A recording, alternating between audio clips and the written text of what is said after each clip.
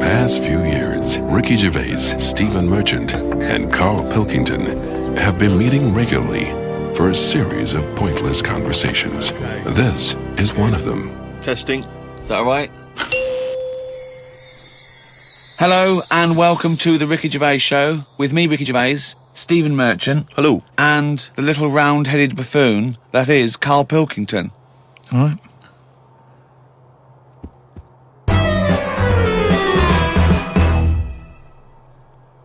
We've got a little email straight away, Karl, from Nikki in Beverly Hills, California. She says, Karl, you rock. I hate it when Ricky and Steve ridicule you. I checked out your picture. Although your head is not normal, that's no reason to ridicule you. You look gimp, but I never judge a book by the cover. Cheers. Is that what you've got to say? Well, it's only because I've got no hair, though, isn't it? That's why it gives that effect. No, it's perfectly round your head. It's perfectly spherical head. Your face is slightly too big for it. It almost goes over the sides. Perfectly round head. Pug little nose, funny gimp eyes with no expression, hangdog look, like a little mouth, like a little lamprey, not formed, not human formed. The way your expression is like you've had a lobotomy. Your head goes weird at the back. It's got a little nod in it, like it's really strange, your face, and you're stupid. We've had a lot of emails saying that. I mean, I think he's just paraphrasing, but... talking of emails, you know, a couple of... I can't remember which show it was, but you mentioned, Karl, that you'd only recently seen a Chinese homeless person. Oh, yeah. And it really surprised you because you'd never seen a Chinese homeless person. And I actually went along with that. I've still never seen a Chinese homeless person. Well, now I can just tell you now that there's a few responses from Los Angeles, people saying there are quite a lot of Chinese homeless people over there because apparently there's a huge homeless community in Los Angeles. So definitely if you want to see them, Karl, that's the place to go. But we've had one from Vancouver, Canada, from a girl called Amy, and Amy herself is Chinese, and she says that she realised herself that she'd never really seen a Chinese homeless person. And although she says that apparently Vancouver has the first or second largest Chinese population in Canada, she'd never seen them, and she actually went for a walk around the Chinatown in her area looking for them, and she could not find any on that particular day. So again, Canada obviously not a place to go for a Chinese homeless. It was just a point, though. I don't want people sort of... Well, hold on, though. Wait, I'll stop you there. Hello, Ricky, Steve and Karl. I live in New York City and have seen a Chinese homeless person. Not only is he Chinese, but he is also a midget. He's been living on the streets for the last 30 years. He used to dress in rags, but thanks to a coat drive, he's now wearing a fancy Adidas jacket, right? Now he encloses a picture. He says he gave him $10 to take the picture, and I've seen it, and he's a little Chinese midget fella. I'm just getting a bit worried that people are going out there sort of looking for these. Because they, you know, that's what you requested. No. But all I was saying is, I saw one. I didn't start saying, "Excuse me, can you just give us a smile? I'm taking your picture." Do you know we've what I had mean? loads of pictures of people. I know, and it worries me a little bit. And I mean, it's not too bad about the one who took one of the little midget one, because if he kicked off, it'd be quite easy to sort of hold him back. But I'm talking about fully grown. So is that your warning to people? Don't be taking pictures of fully grown Chinese homeless. Well, yeah, I'm just saying, don't be messing about going up to strangers and that and annoying them and stuff, right? Maybe I think that's a good rule of thumb. Don't annoy them. But that is a hell of a sighting, isn't it? We asked for a Chinese homeless, and they gave us a Chinese midget homeless. Many of the listeners are aware, Karl, that you're sort of fascinated by smaller people. Well, he's fascinated by difference, I think. Yes. I don't think he's having a go at people. You're not having a go. when you sort of stare at someone because they don't look like you, and let's face it, most people don't look like you. You're not having a go, are you? Well, like I say, first time I saw Steve, I was never having a go. It was just, oh, that's different. But Steve, I was never having a go. It's just that thing of, oh, right, interesting. What do you mean? No, just I've said before about I've got used to it, and Steve it's got used to it. What do you? I don't know. Well, you know my feeling with this. I don't really know where he's coming from. But Steve knows I'm not having a go either. Yeah. Karl used to carry around a book that was called the top 50 freaks of all time. Well, it's interesting you should mention that because we actually had an email from Richie who says that he's been a fan of ours for many years and he's listened to lots of the radio shows we've done in the past and things. And he says of all the people you've discussed, Karl, in the past, including some of the people from your odd magazines, who would you most like to spend the day with of all those people that you've encountered? Favourite of all? Well, certainly who you would want to spend time with, who you feel would be the most fascinating, the most interesting. You know, I mean, let's just recap on Well, there's some of the... Pillow Man, the bloke with no arms, no legs that can roll a cigarette with his mouth. Yeah. No, not impressed with him. That's not sufficient. What about the three-legged juggler?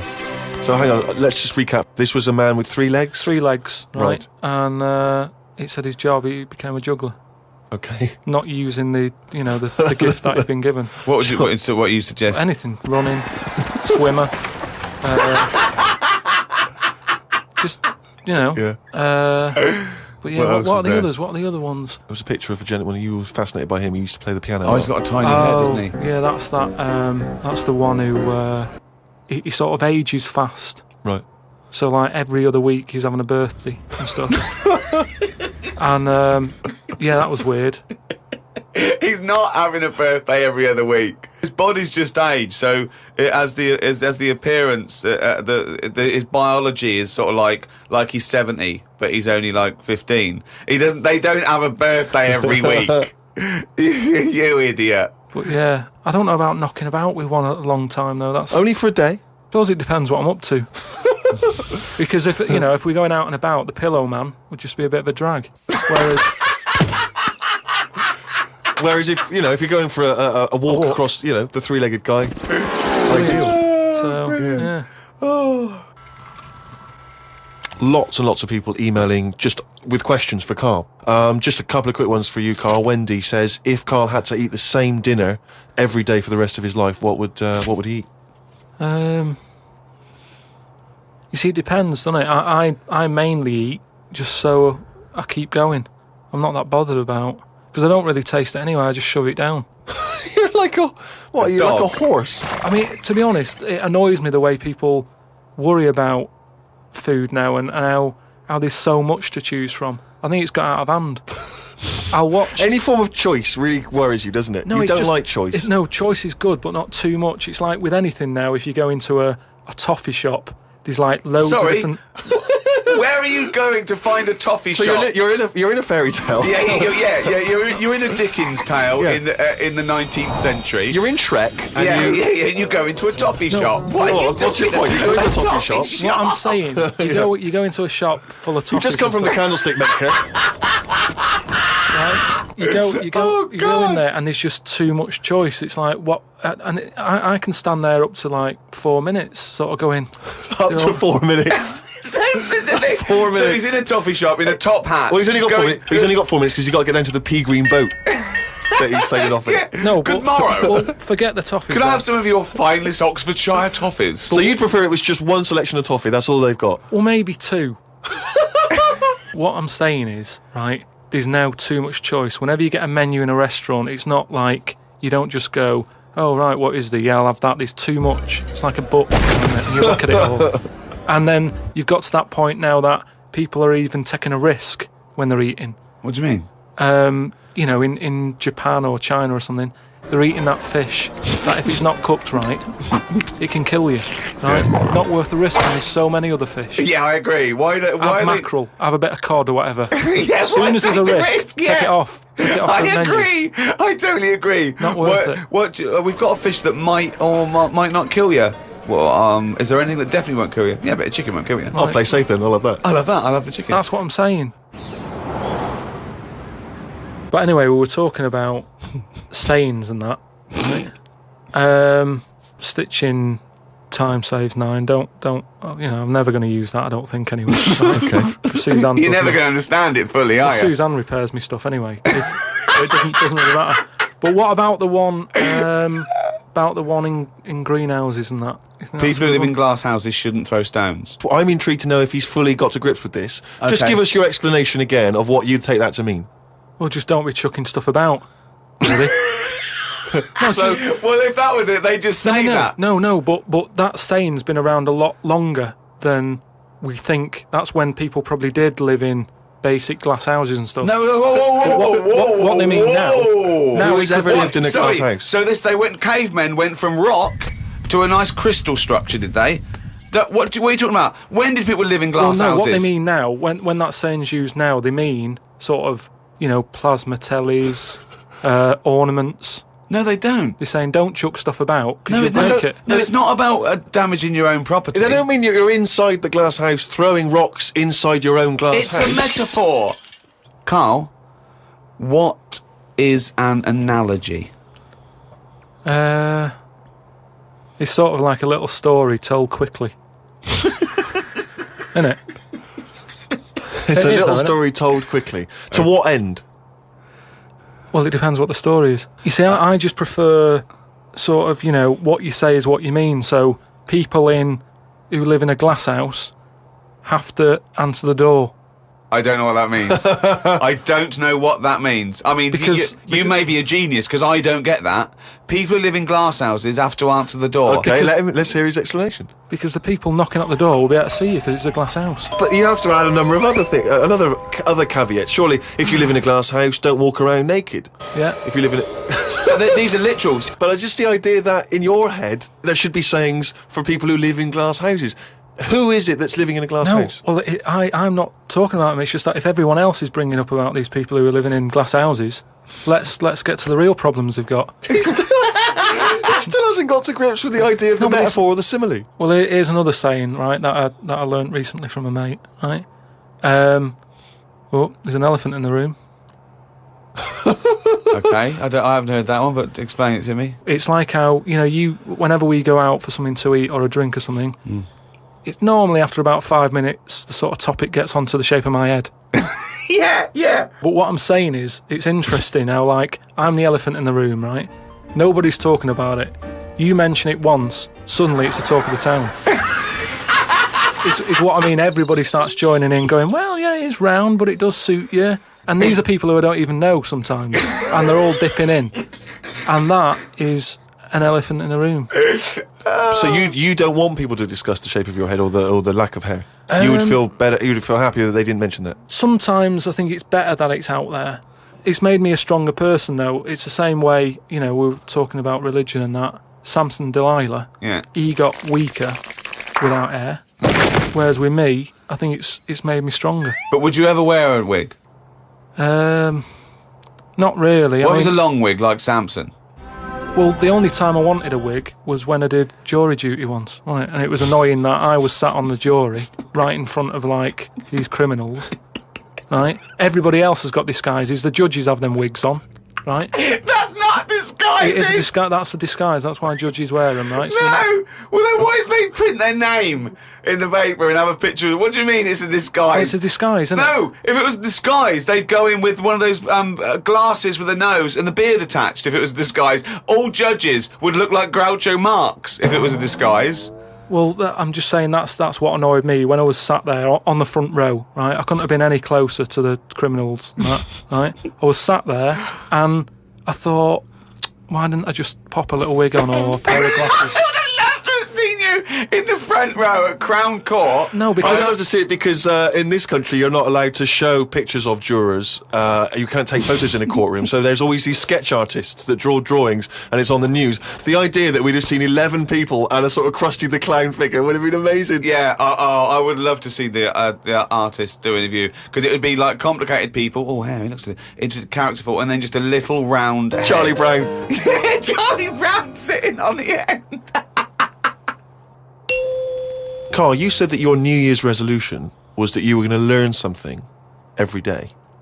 yeah, Have you learned anything today? If I can. Today, like, I don't know the full facts of it, but Could I just say that when someone says they learn something new every day, that doesn't count if they forget it the next day?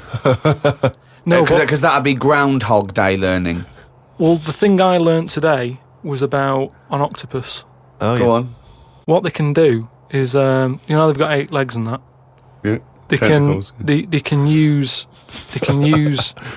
6 of them legs to cover their head, so they look like a little stone. And use the other 2 to run off. Right? But that's He's thinking of Squiddly Diddly. Yeah, it's a Disney image in his head, isn't He's it? thinking They're of pink. But anyway, that's So that's it's not the Pink main singing thing. a song in your mind and running off, yeah. No, but anyway, but something else I learnt, right? It's mainly about animals and that, because that's Yeah. normally quite interesting. Yeah.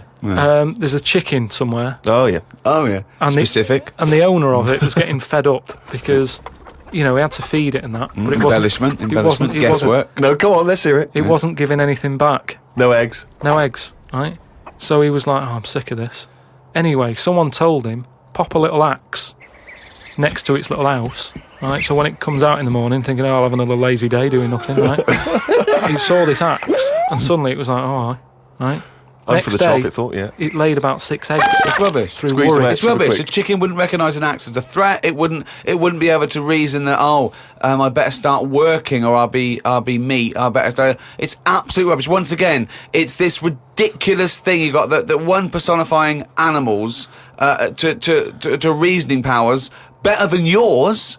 I mean, I think you make chickens and monkeys cleverer than you in your stories, which is weird. It didn't happen and wouldn't work. Next, what else haven't you learnt today? Do you think then that it's worth looking after animals then if there isn't any memory? If they don't know what's happening anyway, you're always going on about don't be cruel to things. Why would you ever want to be cruel to an animal, whether it can reason or not? No. I mean, I don't mean really cruel, but I mean like there's an advert on that's on in the in Britain, advertising some supermarket, right? And it's saying, we look at before we kill our chickens and what have you. They have a great life. This is like the voiceover, and you see happy chicken. Yeah. And it's going, we give it a good little house to live in. It's got straw. Yeah. It eats good. Yeah. And then we kill it. Right? Yes, but that's better, isn't it? Well, no, I don't think it is though, is it? Because at the end of the day, if I was that chicken, right? I'm that chicken, loving my life. I can't believe me luck. Right, it's got its nice little field that it's working on. Yeah. It's got its nice food and everything, but it's going to die. Yeah, we're all going to die. But then, if you were like a rubbish chicken that had like a rubbish life, you'd be going, "Oh, kill me." Carl, they're not thinking what's going to happen tomorrow. They don't know that they're going to get for the chop, are they? A chicken's not going, I'm fed up with this. I can't wait for that axe to be used on my neck. Yeah. Well, that's another. Now you've mentioned the cutting off of an head, right? Yeah. On the chicken. That's something else I've learned, right? It's like a pinball, is mine. Amazing. Isn't it? Ding dong, bong, dang, ding, ding, dong, dong. Oh, head, ding, ding, chicken, head off, bing, dong. No, right, but this was in a proper science magazine as well. Right? Yeah. So you can't have a go. This wasn't something on the internet. This was printed in a magazine. You read it. Okay, and what was it? And here comes the filter. It's going to come out nonsense. Right, well- you could have Professor Stephen Hawking sitting there whispering stuff in your ear, and it could all be true. But when you said it, gobbledygook. Well, let's see then. Let's see, right? What they've done another experiment, right? Yeah. They've cut somebody's head off, right? And they've worked out that when the head comes off the body, it stays alive and that No. for 30 seconds. Well, no, they don't know that. They can never know that. No, they did it. They did this No. experiment. What's alive? What's head. alive? But there's loads of issues here. One, no one's experimenting with human beings cutting their head off, Carl. Well, two, no. Sorry, you read this in what? Executioner's Monthly? This Yeah, is in no, a two, proper... Carl. It's what your definition of alive is, because you can be alive and have no conscience. No, but this is where it gets weird, right? Yeah, I haven't told you that. this is where it gets weird. You talking about it? So the head's off, Yeah. right? And what they did was they chucked a load of questions at it. All sanctioned by the government. Yeah, this is all fine. So the head lands perfectly on the neck and goes, what do you want to know? And it said So they're asking questions and it's going, do you know what? To be quite honest, I don't answer your question. I'm a little bit annoyed about the execution still. well, that was the interesting thing. They said it's about... No, it's not. It didn't happen, Carl. me hear it. Oh, don't talk Let shit. me hear it. What are you talking about? Who these people around in white coats going, quick, ask it a question. It's bleeding. Right, so they said for about 25 to 30 seconds. The last 5 seconds, it is sort of like, can't be bothered answering them. Right, but prior to that, But apart from that, they were chucking stuff. I don't think it spoke. I don't think it was like, 2 and 2 is 4 and stuff. It was more, it was to do with blinking. So blink once if you say yes, blink twice. So I told it, said, listen, when you die, you're probably not going to be able to talk because your jaw's going to be on the ground. You're not going to be able to open your mouth. If you do, you'll fall over backwards and hit your head. Now listen, blink 1 for yes and 2 for no. Yeah, right, yeah, not too bad. Yeah, is the axe nice and sharp? Yeah, Promise? you're Do you talking promise? shit again. You promise to do it? Yes. All Yeah, right. well, yeah. The thing is, they wouldn't be able to do it with you, because if they cut your head off, it would just roll. It would roll away, because it's perfectly spherical. They would go, oh no, there's Plus, no... it takes about 20 seconds whenever you ask Karl anything for the question to process and for him to start to formulate an answer. Karl, It's what we've all been waiting for. Oh, chimpanzee that monkey news. Right, well, this one sent in from Sam in New York, right? And it's about a fire that happened, right? In a really, do you know, like in New York, they have loads of big buildings, don't they? Yeah. Right, really, really tall ones. Skyscrapers. And stuff. Yeah. And there was a fire in one of them, right? So they did as expected. They called up, fire brigade and that. They turned up, right? Fire engine parked up. It's like, right, where's the fire? And they said, oh, it's on like floor 100 or whatever. And they said, oh no, we've brought the fire engine with the short ladders. Stupid mistake, but go on. Right. So anyway, so they said, well, how are we going to get up there? Yeah. We can't. But they've only brought the short ladders. No, we can't. Let's go home. Yeah. Okay, that was monkey news. So they said, well, there's a lot of like grippage. Because they made up words. The firemen, the NYPD firemen. There's a lot of grippage On the side of the building and stuff. So anyway, they said, why don't we just go and get a monkey, right? So they got a monkey. Yeah, that's a bit of a jump. Is They that just- policy now in the New York Fire Department? Well, you've got to think quick, haven't you? At the end of the day, if people are up there, you don't start querying if it'll work or not. You try everything that you can to help someone out, right? That's the first thing I thought of, was it a monkey? So it was quicker for them to go and get a monkey than to go back and get the long ladders. Why don't they get Okay, fair enough. Why don't they get Spider-Man? Yeah, cool Spider-Man. Yeah, cool Spider-Man. So anyway, so they got a monkey down there, and they said, right, well, Where'd they get it from? We don't know, from the local zoo or something. Oh, yeah. So they said, look, let's, we've got to remember there could be someone up there, Right. and it'll shock them a bit if a monkey comes in, right? Yeah. So they said, Yeah, I don't think they'd care. Get it If on- their building's on fire, they're not going to go, oh, it's weird, there's a monkey at the window. They'll be screaming, save me! Oh, there's a monkey. Oh, so where are anyway, you from then? so they said, right, we'll just get it a little small uniform and that, the smallest you've got.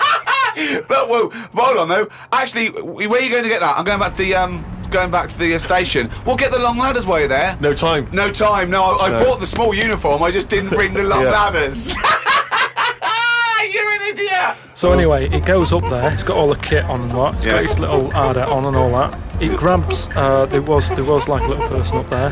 Manages to grab that. Not give a it midget. little. Who was up there then? It was just Someone that was just the right size for a monkey to be able to rescue, which is handy. Because if it'd been anyone else, like a larger person or a family, we'd all been screwed. No, I don't know about the size of it, but it's just the story's saying how like it was quite a big monkey in that it was good at breaking down doors. Oh, yeah. It was good at climbing into small spaces and stuff yeah. like that. Anyway, it But managed so it's big enough to carry a fully grown man, but small enough to climb through a cat flap. yeah, so Which is handy. So anyway, it managed to get Did it have the boots person. on as well? It got the person and everything, and now it says it's sort of it's on call if they ever need it again. So. Sure, and if they ever get anywhere again and they've forgotten the long ladders, but there's plenty of grippage, they just call for Coco.